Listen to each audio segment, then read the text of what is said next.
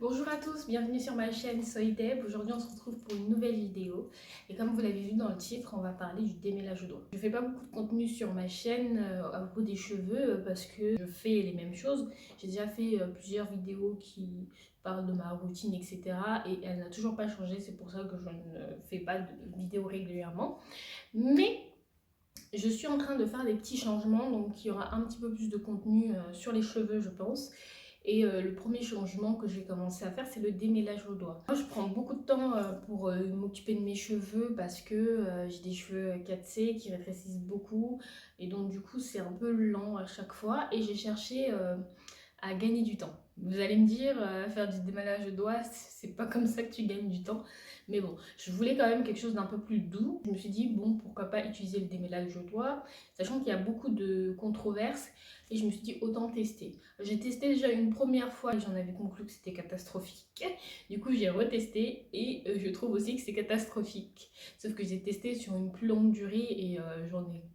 Là, j'ai senti en fait que le démêlage au doigt, c'est pas du tout fait pour moi. Là, vous voyez, j'ai mes bons notes et tout.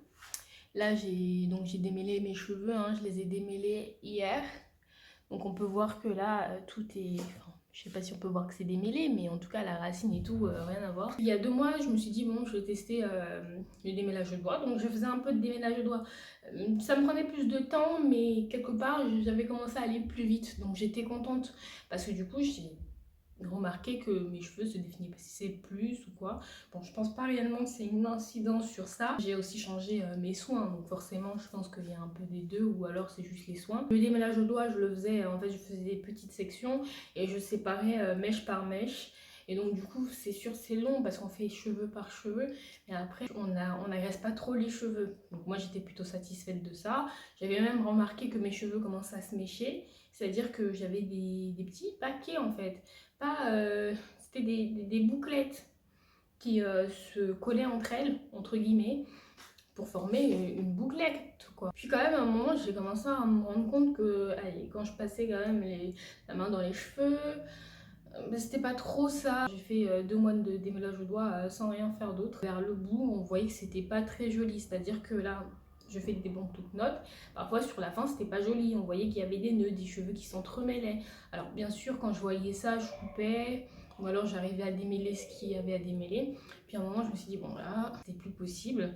Et je peux vous dire que le nombre de nœuds, de cheveux morts que j'ai enlevés, c'est catastrophique. C'est-à-dire que moi, je pensais que je gagnais du temps, que tout se passait bien, etc. Mais non, tout ce que j'ai fait, c'est accumuler des nœuds. Et du coup, j'ai forcément eu de la casse parce qu'il y avait des nœuds qui étaient tellement serrés que je ne pouvais pas les enlever. Donc, j'ai coupé. J'ai eu des nœuds, mais catastrophiques. Donc, je vais vous mettre une photo. J'ai pu prendre une photo, une boule de cheveux comme ça, quoi. C'est clairement pas normal. Donc, vraiment, je suis dégoûtée. J'avais des nœuds à la racine. C'est-à-dire qu'il vraiment, il y avait des nœuds, il y avait des trucs qui étaient coincés dans les cheveux. Des trucs. Franchement, c'était...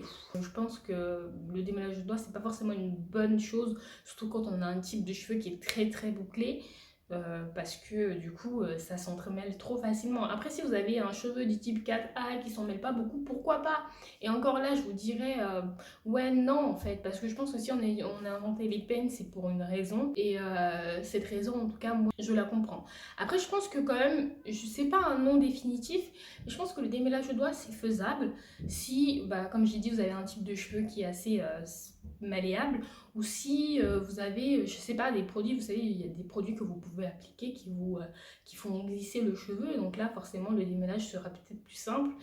Mais pour le côté cheveux morts, etc., je trouve que c'est pas forcément une bonne chose. Ça à tester, moi je vous conseille pas, c'est vraiment une perte de temps. J'ai parlé avec ma cousine qui, elle, pense qu'il faudrait alterner entre démêlage au doigt et brosse à cheveux, genre tous les 2 mois, tous les 3 mois, faire un gros démêlage.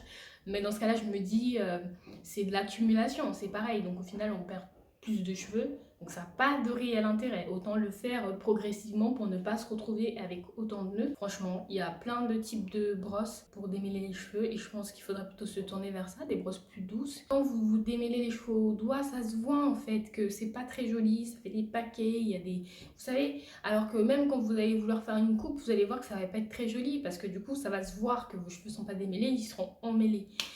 Donc du coup vous allez me dire mais ouais mais dans ce cas, si je fais pas de démêlage de doigts, comment je fais pour limiter la casse et tout? Bah c'est simple, enfin c'est simple. Il faut juste démêler ses cheveux quand ils sont mouillés, essayer de mettre un produit glissant et aussi avoir une bonne brosse. J'ai un peigne à dents larges à peu près comme ça que j'utilise au début. Donc je commence vers le bas et petit à petit je remonte, petit à petit.